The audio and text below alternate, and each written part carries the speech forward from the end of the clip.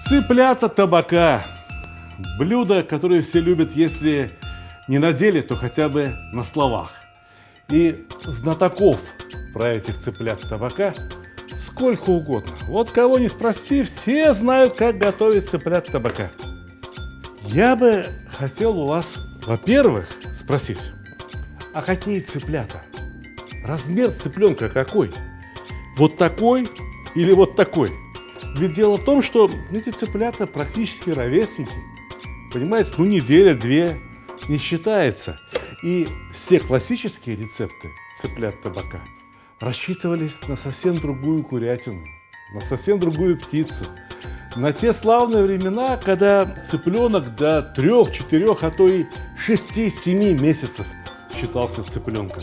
Сейчас 7-месячный петушок, да это старик предпенсионного возраста. Потому что на птицефабриках, я знаю, их режут в 35 дней, не знаю, там максимум 40 дней, 45 дней. Все, больше не держат. Во-первых, это другие породы, так называемые бройлерные, то есть предназначенные для жарки. Одной из их особенностей является то, что они способны очень быстро набирать вес, особенно если их кормить какими надо кормами. То есть, чтобы росли они побыстрее, а после жарки были довольно мягкими. И вот какой бы он ни был, этот цыпленок, не знаю, сколько здесь ему недель, но вот эту железу из хвостика все равно лучше вырезать. А еще так и слышу ропот народный: какие тебе цыплята табака, когда не табака, а тапака. Вот эту сказку запустил великий русский сказочник, мой коллега, кулинар, автор многих кулинарных книг, Вильям Васильевич Похлебкин. Значит, перед нашим Вильямом Похлебкиным стояла важная задача – описать кулинарию 15 союзных республик. И он стал распихивать это блюдо туда, это блюдо сюда. Почему-то он не понимал, что одно и то же блюдо может быть и не сугубо национальным, а может быть региональным. То есть одно и то же блюдо могут готовить десятки народов. Как, например, цыплят табака. Ведь цыплят табака готовят не только в Грузии. Их готовят по всему Кавказу, их готовят в Турции, их готовят в Иране, их готовят в арабских странах. Само слово это табак, что означает? Сплющенный. Табак, тавак, тавок, по-узбекски большое блюдо. Даже в удмуртском, кажется, языке есть отголоски этого слова. Там блины называются табани. Понимаете? То есть тава, тавак, таба, табак, тапа, тапак – это все название одного и того же предмета. Название сковородки. Была вот такая, глиняная. Но когда-то были и каменные, и кое-где и сейчас сохранились. Кетцы называются. То есть берется особый камень и долбится в нем сковородка. Но с появлением гончарной технологии, разумеется, все перешли на гончарные сковороды, как более простые, более дешевые в изготовлении. Ну и что хрупкие. Сломалось глины сколько угодно. Накрутили сковородок еще. Ну а когда распространилась технология чугунного литья, разумеется, сковородки стали чугунными. Но не потому, что они лучше вот этих керамических либо каменных. Просто потому, что они при относительной дешевизне были еще и очень долговечными. Ведь купи одну такую сковородку и на всю жизнь. И твоим детям, и твоим внукам хватит. Я сегодня намерен исследовать, какая из этих сковородок будет работать лучше. Вот это современная, красивая, видите, эмалированная. Крышечка немножечко легкая, но зато основа очень тяжелая. А у этой крышка тяжелая, и сама она изрядно тяжелая. Ну а что использовать в качестве крышки вот для этой сковородки? Я думаю, другую сковородку, чуть поменьше. Мы сюда какой-то грузик подставим и прижмет так, как надо. Но цыплят табака называют так, потому что самого цыпленка тоже необходимо расплющить. Понимаете, вот, было, стало. Для чего необходимо плющить? Ну, во-первых, вот те старые цыплята, многие из вас их даже и не застали. Они были изрядно жесткими. И отбивание помогало сделать курятину мягче.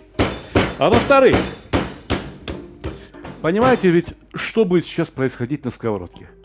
Мы должны прогреть цыпленка. Желательно прогреть его равномерно и образовать на нем румяную аппетитную корочку. И разумеется, что через вот такую толщу мяса при контактном способе нагрева прогреется гораздо равномернее и лучше.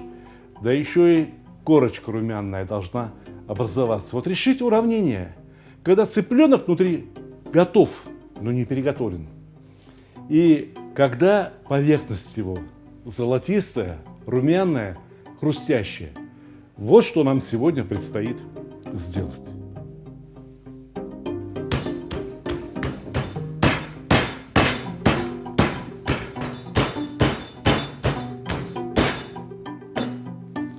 Ну и маринад.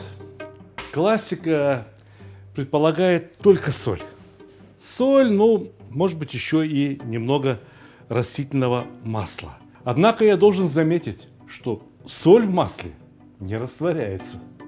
Поэтому я добавлю грамм 100 воды для того, чтобы растворилась эта соль. Но помимо обычной поваренной соли, я хочу взять еще немного сванской соли. Ну, раз уж Похлебкин записал это блюдо в грузинскую кухню, то давайте использовать грузинские приправы. Чем отличается сванская соль от обычной соли? Ну, сюда добавили перец, сюда добавили шамбалу, сюда добавили какие-то приправы, характерные для грузинской кухни. По-другому говорят, что сванская соль – это, по сути дела, аджика в сухом виде. Ну и давайте немного чеснока. Хотя классика предполагает, что цыплята табака подаются с чесночным соусом. Но если мы в этот маринад добавим 1-2 зубчика чеснока, скажите, пожалуйста, грузинская кухня пострадает? Нет, я думаю, не пострадает. Самое главное, чтобы мы продукты не испортили этими приправами. Чеснок, он нам только кажется очень острым за счет небольшого количества очень ароматных веществ. На самом деле в нем сахара больше, чем в яблоках, чем в каких угодно фруктах. И этот сахар склонен к пригоранию. Именно поэтому чеснок на голой сковородке чернеет практически моментально. Но у нас не почернеет. Во-первых, потому что есть масло, есть небольшое количество воды. Цыплята сами по себе холодные. И в них тоже содержится изрядное количество воды. Даже если их не шприцевали, все равно сок из цыпленка пойдет на сковородку. И значит, температура вот здесь, между цыпленком и между сковородкой, будет не намного выше 100 градусов. Сахар не почернеет. Выше 100 градусов температура вот здесь, между сковородкой и цыпленком, может подняться только когда вся вода испарится. Но именно к этому времени цыпленок будет готов как надо. А зарумянить цыпленка, шкура у которого уже готова, я вам скажу, 2 минуты.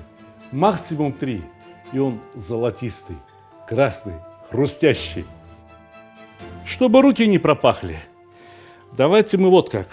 2 половинки от крупных цыплят и 1 маленького цыпленка замаринуем как раз таким маринадом.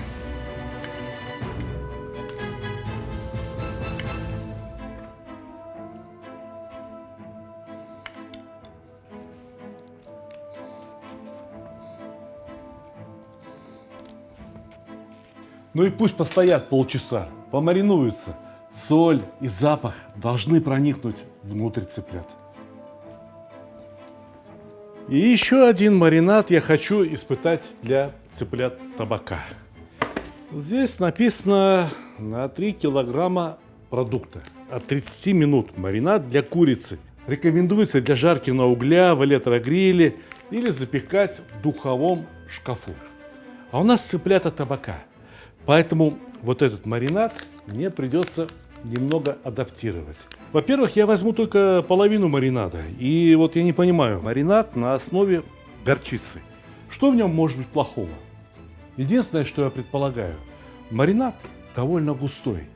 Поэтому я его тоже разведу немного маслом. Добавлю немного воды, буквально 20-30 грамм, для того, чтобы соль развести. И соли тоже немного добавлю.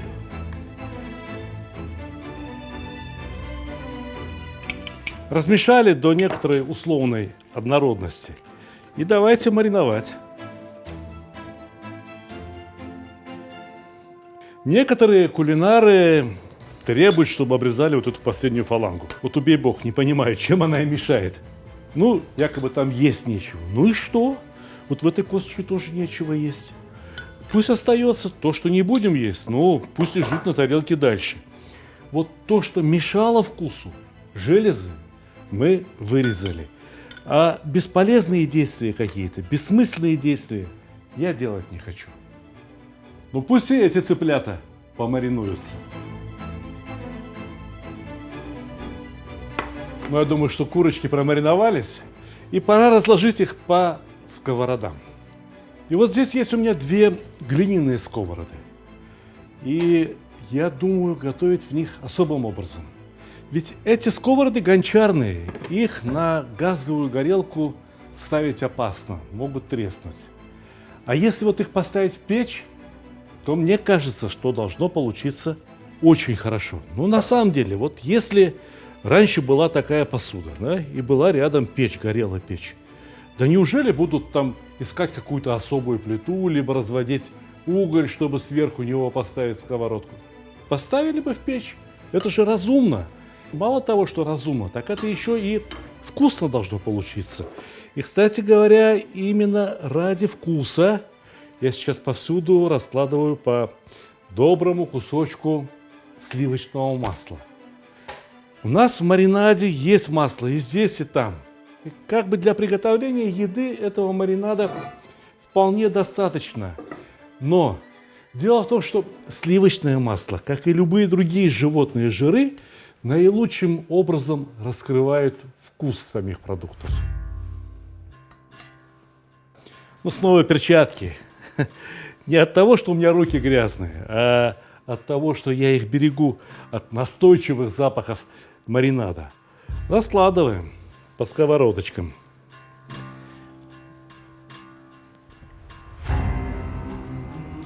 Одну штуку с маринадом махеев уложили в глиняную сковородку, а другую укладываем в чугунную.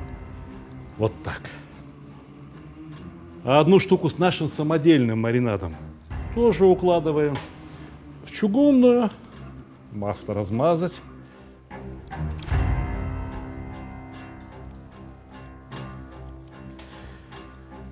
А другую в керамическую. Ну а маленьких цыплят придется жарить по очереди. У меня всего 5 сковородок, подходящих для приготовления цыплят табака.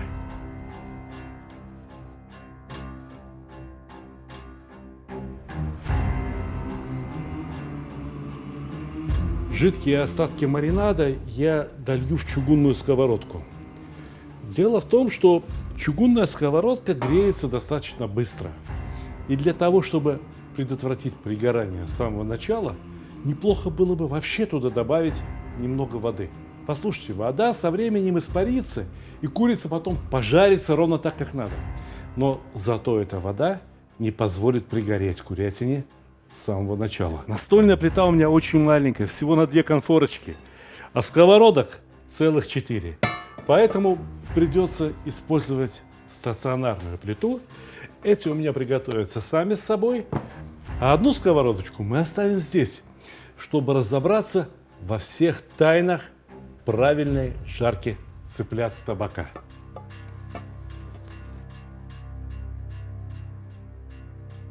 К сожалению, Вильям Васильевич Похлебкин, помимо вот этого неправильного названия, не характерного для русского языка, табака, распространил еще довольно много неверных сведений об этом блюде.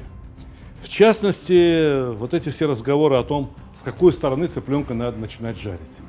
Со стороны шкуры, либо со стороны костей. Я вам говорю, неважно, проверьте на практике. А вот что важно, так непременно убавить нагрев до минимального. Некуда торопиться. Вот не надо торопиться. Чем медленнее приготовится цыпленок, тем он получится вкуснее, ароматнее и даже сочнее. Поэтому маленький нагрев и обязательно рассекатель. Вот теперь мы можем поставить сверху сковородочку. Я на эту сковородочку подолью еще немного воды, совсем чуть-чуть. И крышка. Знаете, вот эта крышка недостаточно тяжелая. А может случиться так, что у вас и вовсе не будет никакой крышки. Значит, слушайте, ставьте сверху цыпленка кастрюлю и заполняйте ее водой. Лучше груза не придумается. Я вот возьму ступку тяжелую, утяжелю немножечко. Дело в том, что цыпленок должен под весом груза расплющиться абсолютно. Все. Ждем, пока не запахнет вкусненько. А как запахнет, перевернем. По звуку, по запаху я чувствую, что пора переворачивать. Ну-ка, проверим.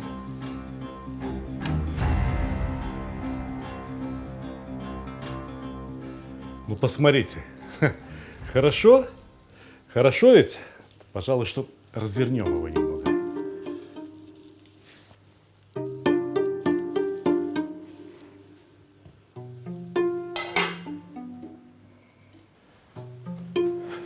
Для обслуживания печи, для ее эффективного использования необходимы еще какие-то вспомогательные инструменты. Ну вот, начиная от кочерги для того, чтобы хорошо, равномерно распределить угольки по печи. А еще мне пришлось соорудить вот такие салазки. Посмотрите, я устанавливаю их в печь, и теперь я могу ставить продукты, сковороды на любом уровне. Понимаете, можно подальше от уголька, чтобы снизу не горело. Можно повыше к куполу. Купол очень хорошо нагрет. Он нагрет примерно до 400 градусов. У меня здесь термометры. Первый из них, ближе к внутренней стороне купола, показывает 330 градусов. А то, что на внешней стороне купола, показывает 210 градусов. Для чего мне понадобился еще один термометр? Для того, чтобы я мог судить, насколько глубоко протоплена печь, насколько хватит ее тепла. Я понимаю, что сейчас печь нагрета таким образом, что здесь можно и цыплят изжарить, и хлеб испечь, и приготовить еще очень-очень много блюд. Но вот крышечек у меня нет для этих сковородок. Ничего страшного, смотрите. Какие-то керамические изделия. Поставим вот так, и вот на эту тоже. А сверху, ну вот для груза, давайте поставим по 2 кирпичика. Я думаю, что получится достаточно тяжело. Ну и все, понесли в печь.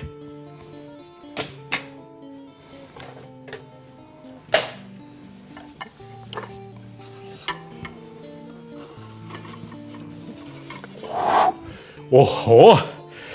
Вот это жар! Внутри печи воздух сейчас имеет температуру градусов 250-270. Цыплята, по сути дела, при такой температуре должны либо сгореть, либо поджариться очень быстро. Но мы их готовим в керамике. Керамика очень медленно пропускает тепло.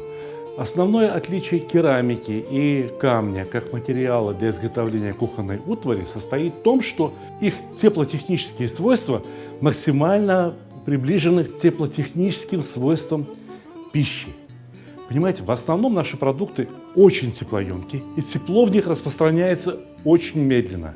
Керамика и камень обладают почти что той же самой теплоемкостью, что и еда, и тепло сквозь них проходит практически так же медленно, как и сквозь продукты. Поэтому керамика не обжигает продукты. Керамика их медленно, нежно, но очень настойчиво прогревает. Я вам должен дать одну очень важную информацию. Смотрите, ребята, если жарите цыплят табака, ведь на одной, на двух сковородочках не управишься, если компания большая. Готовые можно складывать в какую-то кастрюлю, либо в казан и в духовку градусов на 75. И не остынет, и не переготовится, а станет только лучше. Ну, давайте на этого посмотрим, как он тут у нас. Хорош, красавчик. Посмотрите, чем отличается от приготовленного на гриле? Чем отличается от приготовленного на углях? Думаете, запахом? думаете, каким-то там особым запахом от угля? Ребята, вот этот пахнет так, как будто бы эту пищу привезли из рая контрабандой. Рецептов чесночного соуса для цыплят табака тоже вагон и маленькая тележка. Кто во что гораст. Слышал, там вода, уксус, туда чеснок. Это что такое? Это соус? Это соус? Ребят, мне такой соус не годится.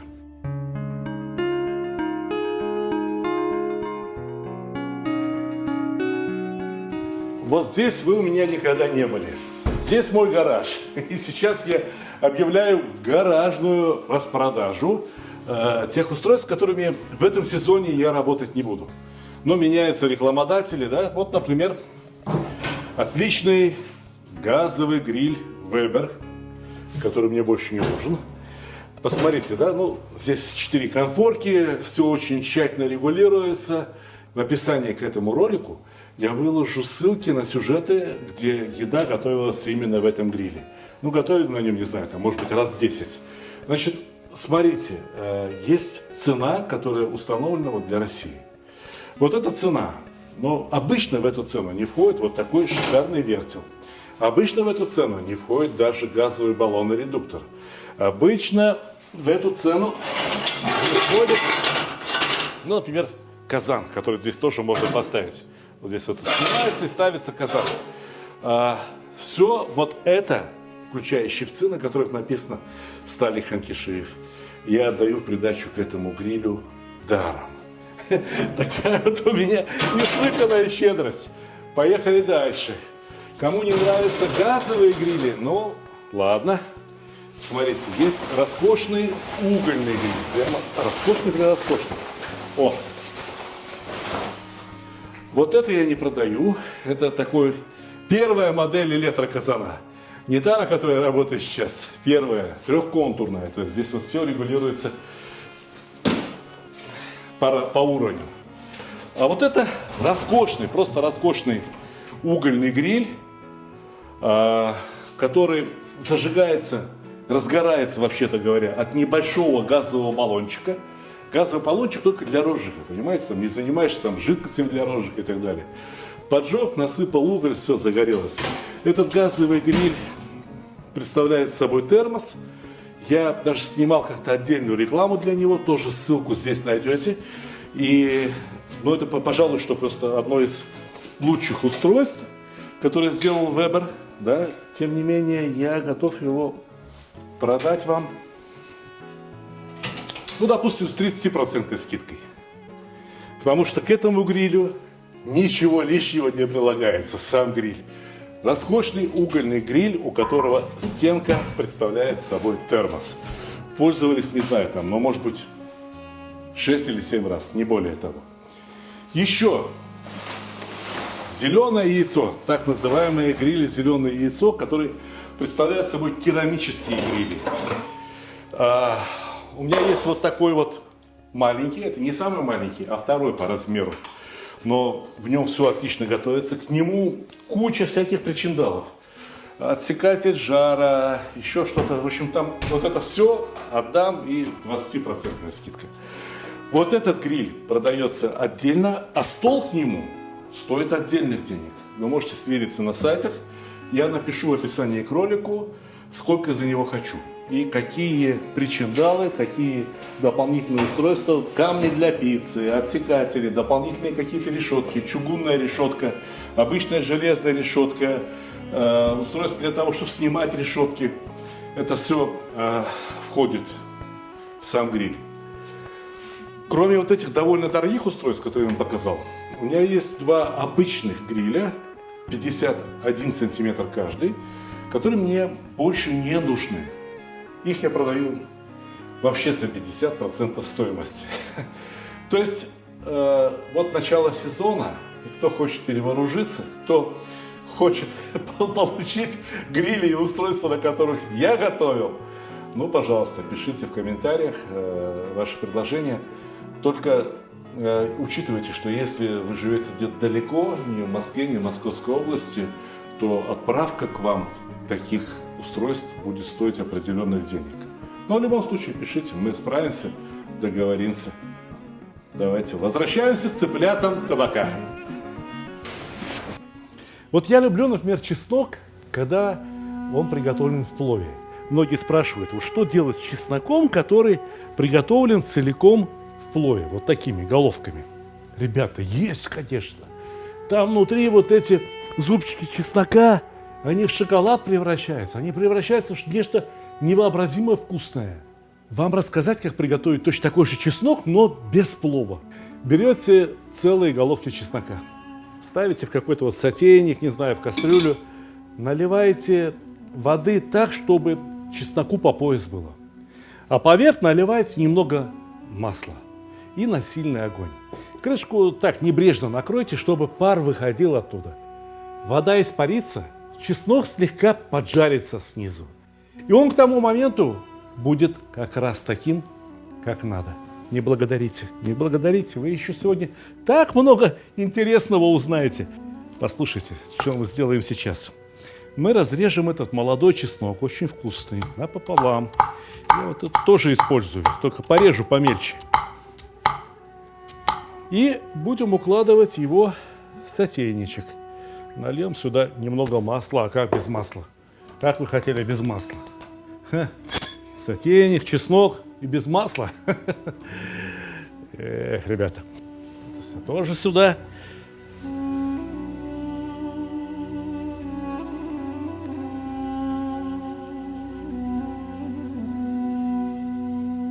Перец.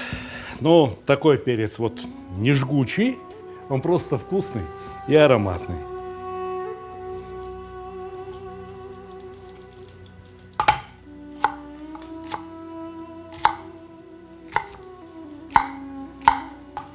Так, потом дорежем. Что-то здесь запахло. Вот посмотрите, каким он стал. Все, я думаю, что больше этот чеснок я жарить не буду. Такая первая стадия, легкая стадия, то, что говорят, карамелизация. Уф, что сейчас будет? Отойдите подальше.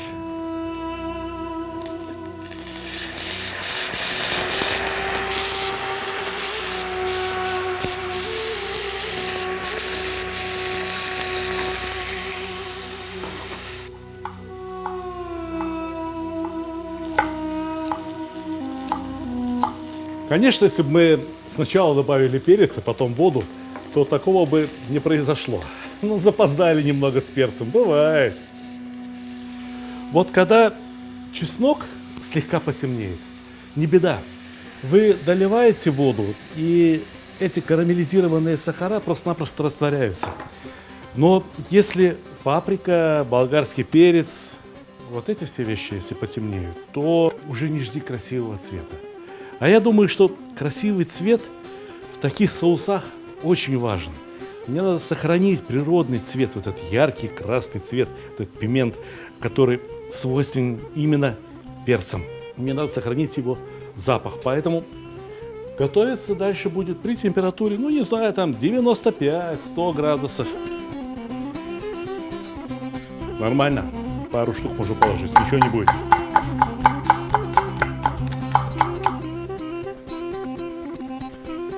Красное есть, золотистое есть, зеленого не хватает. О, тут меня, знаете, зима в Москве, зима.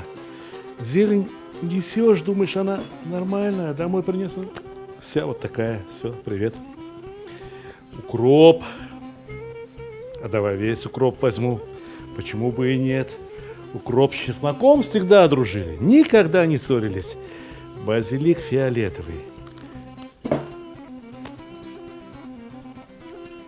Кинза и петрушка. Если вы не любите кинзу, об этом должны знать ваши родные, близкие, те, кто вас иногда угощают едой. А вы сами-то нет-нет, иногда возьмите, да и попробуйте, по чуть-чуть.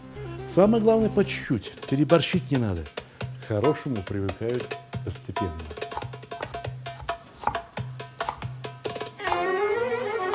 Вот теперь вся зелень ароматная, и нагрев убавить еще совсем на минимум. Потому что тихо, ребята, сейчас в дело вступает зелень. Ее цвет ее аромат сохранить еще труднее, чем аромат и цвет красного перца. Еще немного воды, капелька соли. Смотрите, сколько продуктов там. Соль нужна. Животные тоже без соли не едят. Ходят, ищут бедные, где соль есть в природе. Облизать. Добрые люди им приносят каменную соль, они стоят, лижут, полижут, дальше идут травку кушать. А вот у нас травка есть. А я тот самый добрый человек, который добавил к ней соли. Накрываем крышечкой, огонь минимальный, и тушим минут 5 или 10. Больше не надо.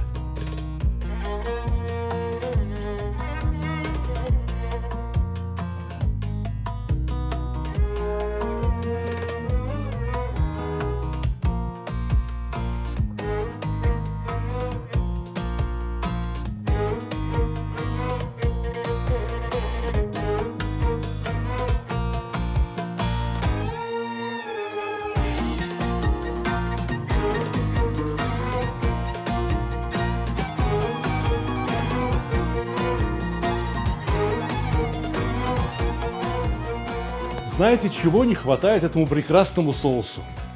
Ему не хватает помидор. Но помидоры, которые достойны того, чтобы попасть в этот соус, сейчас стоят рублей 700. Как бы не 1000. У меня есть один такой. Но этого будет мало. И поэтому на помощь приходит Махеев. Махеев. Вот послушайте, я же очень часто использую в своей кулинарии консервированные помидоры. Вот это практически то же самое. Только здесь еще добавлена и зелень, и те же самые овощи, например, болгарский перец, который мы добавляли уже в этот соус все равно. И теперь я перекладываю вот этот свежий чеснок, который придаст характер нашему соусу. Мы же не зря его назвали чесночным. Чеснок здесь должен играть главную роль. Главная нота у чеснока. И теперь лечо. Вообще совершенно понятно, что это готовый соус, который можно подавать в холодном виде. Но я абсолютно уверен, что если мы его подогреем в соседстве с другими хорошими продуктами, то от этого хуже не станет. Будет только лучше. И тому соусу, что мы здесь готовим, и тому соусу, что мы купили готовым, в принципе, я думаю, что можно было бы обойтись просто этим покупным соусом. Только не надо мне рассказывать вьетнамские сказки про то, что вы ничего из магазина не употребляете. А кто все это употребляет? Вы употребляете, да? Ну тогда давайте так. Давайте я вам правду скажу. Это хороший продукт с вполне обоснованной ценой. Хочу попробовать, что у нас получилось. Не надо ли досолить? Не надо ли доперчить? Красиво.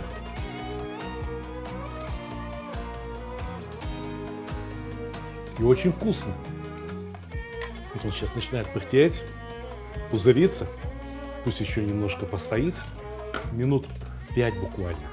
А мы как раз успеем попробовать, как у нас цыплята получились.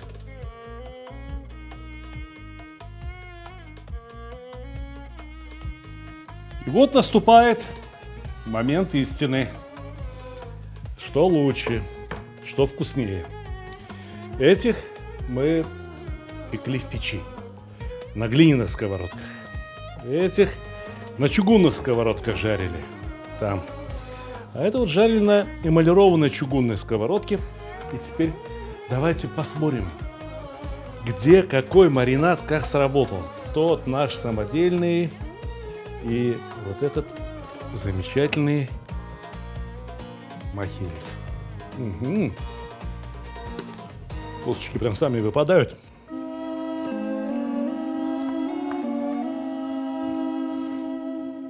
Давайте так, я принципиально буду пробовать одно из самых сложных мест. Грудку.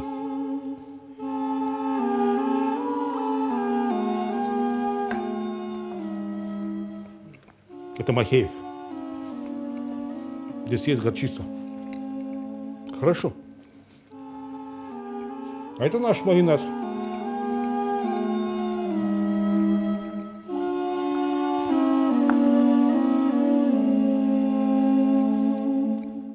Знаете, здесь что произошло?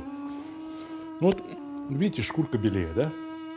Так получилось, что тепла этой половинки цыпленка досталось несколько меньше. И поэтому он несколько сочнее. Но! А по вкусу могу сказать, что слабее. Слабее, чем Махеев. Так. Следующий. Это тоже Махеев. Это прожарен прям как надо, прожарен. Тоже отрезаю кусочек грудки. Ха-ха-ха. Это вот на той красивой красной сковородочке жарили. Ой, какой нежный. Восторг. Это с нашим маринадом. Ну, прозевал я тоже живой человек. Можно было бы поменьше жарить. Не так сильно зажаривать. Тем не менее, попробуем.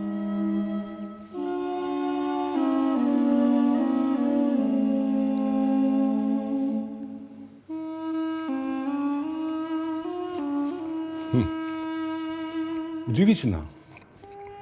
Вот снаружи зажарено сильнее. Внутри прожарилось меньше, сочнее. А по вкусу опять это выигрывает, это послабее. Несмотря на сванскую соль и чесночок наш, это наш маринад.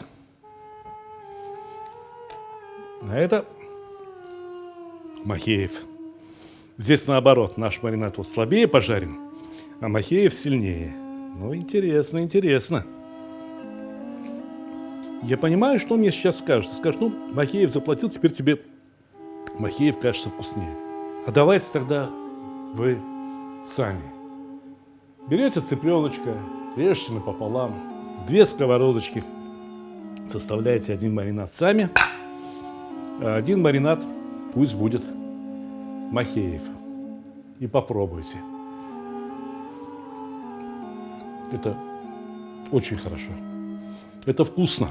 Я вот сейчас налью соуса как следует и позову моих самых строгих критиков. Съемочная группа. Знатоки, гурманы.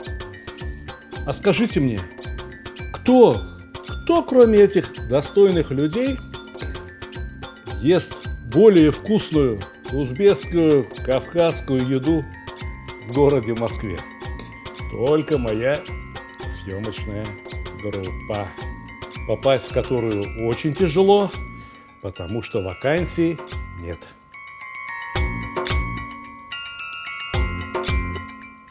Дорогие друзья, я хотел бы донести до вас простую мысль. Классические, народные, получившие заслуженную популярность блюда, именно потому так любимы в народах, что их можно готовить из самых доступных продуктов.